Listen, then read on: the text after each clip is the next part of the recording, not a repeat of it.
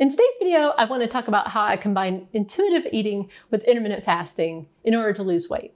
So right off the bat, I want to say that there is a book out there called Intuitive Eating, and that's like with a capital I, capital E, and that's not what I'm talking about.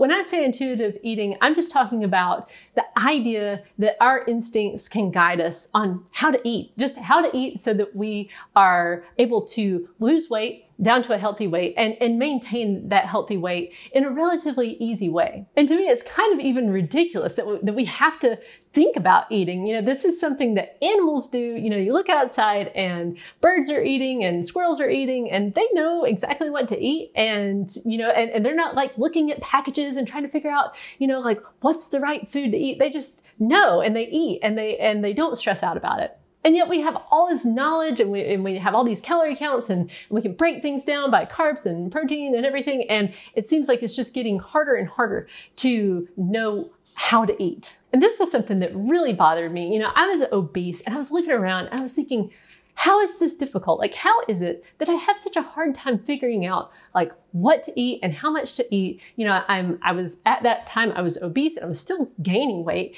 And I just felt like I'm doing something wrong, but I have no idea like what it is. And I know deep down that I should be able to just listen to my body and eat the right amount. But the thing was, I felt like I was already doing intuitive eating. Like I felt like I was just eating when I was hungry. Why would I eat when I'm not hungry? You know, and I was stopping when I was full. Why would I eat until I was miserable? But there were things that I had been doing that intermittent fasting showed me, which then helped me to then put myself back in tune with my body. And intermittent fasting was the thing that helped me to do that. The first part of this is just to learn how to eat just when you're hungry.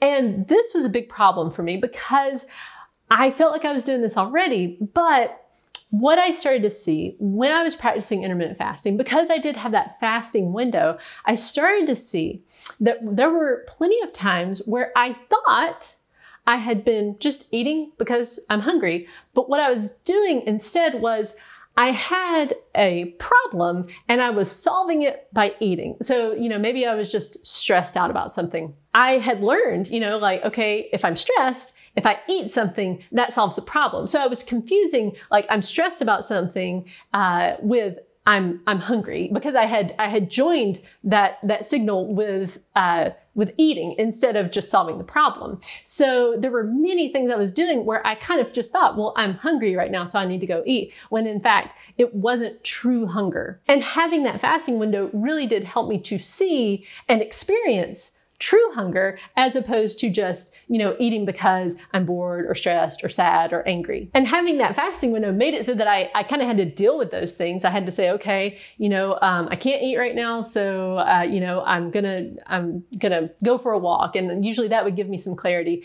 And so through the process of fasting, I started to really understand my true hunger cues, and I was able to start discerning between that and just those things that kind of disguise themselves as hunger. True hunger, you know, it was like a growling stomach, and false hunger was anything that could be solved by doing something other than eating. The second big piece to the puzzle, I think, with intuitive eating is to learn how to stop when you're full. And this, again, is something that I really thought I was doing when I was obese. I thought, you know, like, of course, you know, you stop when you're full. But once I started getting more in tune with my body, with the fasting, because I was really starting to understand my hunger signals, then I started to notice my being full signal. And this has been a real process of learning to hear. Like, there's this little voice in my head that says, okay, you're full, you've had enough. And then learning to obey that and to say, okay, I really have had enough, so I need to stop eating now. Once I started to listen to those signals, I started to understand just how often I had been overly full. I started paying attention to that, and I realized actually being overly full after a meal, that was my normal. I wasn't normally just, okay, I had just the right amount of food. My normal thing was feeling miserable after a meal. And the thing with the intuitive eating is that you can just learn how to listen to those signals as opposed to doing things like counting calories. You know, I did try counting calories in 2015. I was doing intermittent fasting and things just weren't moving as fast as I wanted them to. And I thought, I'm going to count calories. And so I started counting my calories, and then I got really obsessed with doing that because it still wasn't really going as fast as I wanted it to. So then I started weighing and measuring all my food. And I remember there was just this one night we were sitting around the table and we were eating tacos, and I was super stressed out. And I was looking around the table, and everybody else at the table was just eating food. Like, they were just intuitively eating. They were not paying attention to how many calories were in anything. They were just putting the amount of sour cream they wanted on their taco, and they were just sprinkling cheese on. They weren't weighing anything. They weren't measuring anything. And I thought, something's wrong here because I'm the only one with a weight problem. So they figured out how to do it. If they can do it, I can do it.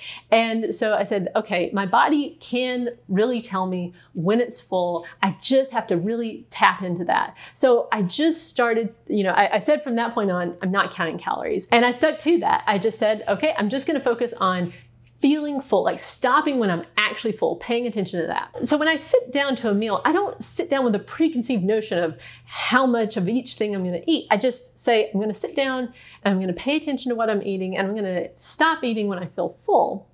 And this is really helpful because what I've found is that amount of food, even if it's the same meal, is going to vary based on a lot of different factors. Things like, how much food I've already had that day, what my activity level has been like, and even where I'm at in my menstrual cycle. All those things affect how much food I need to eat in order to feel full at the end of the meal. And so I had to learn also to pay attention as I was eating to, how I was feeling. Was I starting to feel full? Was I already full? And to then stop when I did find that I was full. But the process doesn't end there, because it was really important to, after the meal, pay close attention to how I was feeling. Because sometimes what I would find is I would think, okay, I think I ate the right amount. But then later on I would realize, I'm not quite full. What happens is when you're learning how to eat the right amount and you're trying to learn those signals, sometimes what you find is like, okay, I was over full. When I stopped there, that meant I was over full. So I need to stop eating a little bit before that feeling. So then what can happen is you stop eating a little too soon, and then this pendulum has to swing back the other way. And so it's this constant back and forth where you're just trying to find that nice happy medium where you stop eating right when you are full, not over full, but not still hungry. And sometimes I would find that I was overly full, and I would, try to learn from that, pay attention and go back and think, okay, I ate a little bit too much. Was I feeling upset? Was I celebrating? Was I just not paying attention? Was I rushed? And then making changes based on that information so that in the future I could pay better attention to those signals. Because really, those distractions, things like having the TV on or looking at your phone, can make it so that you do easily ignore the signals that are telling you, okay, it's time to stop eating. So not only did intuitive eating give me a lot of peace around food, because everything is on the menu. I don't have any restrictions on the types of foods I'm eating or anything. And I'm just paying attention to how my body feels after I eat and how much I eat, and stopping when I'm full and just eating when I'm hungry. All those things help me to trust my body more and help me to trust myself more. And that's had some positive effects on other parts of the weight loss journey too. Things like, paying attention to how do I feel after, doing a certain type of exercise. I found I really enjoyed walking. And so before, what I would do is I would say, okay, I got to lose weight, so I need to do this exercise. But when I started to focus on being more intuitive, I focused on how was I feeling after I did these, different exercises. What I found was I felt great after going for a walk. And because I focused on how I felt, after I walked and during my walk, it made it so that I could then stick with walking, because I realized I really enjoy that. I really do feel good, when I've done my walking, and I don't feel too great when I'm sedentary, and I feel more lethargic, and I have kind of a worse outlook on life.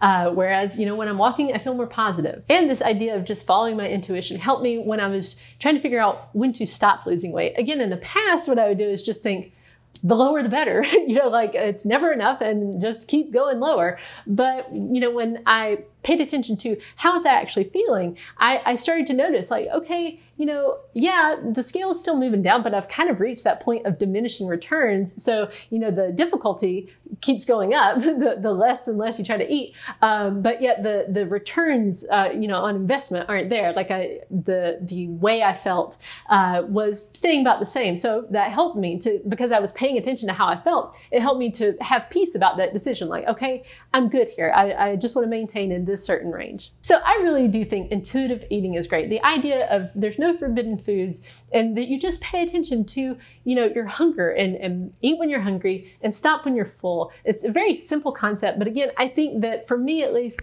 I needed intermittent fasting to help me to relearn those signals, to really figure out when I'm actually hungry and then that helped me to tap into when I was full. So I hope you found this video helpful. And if you'd like more information about intermittent fasting, you can check out my book, The Laid Back Guide to Intermittent Fasting. It's available on Amazon as an ebook, a paperback, and as an audiobook read by me on Audible. The link is in the description. Thanks for watching, and I'll see you in the next video.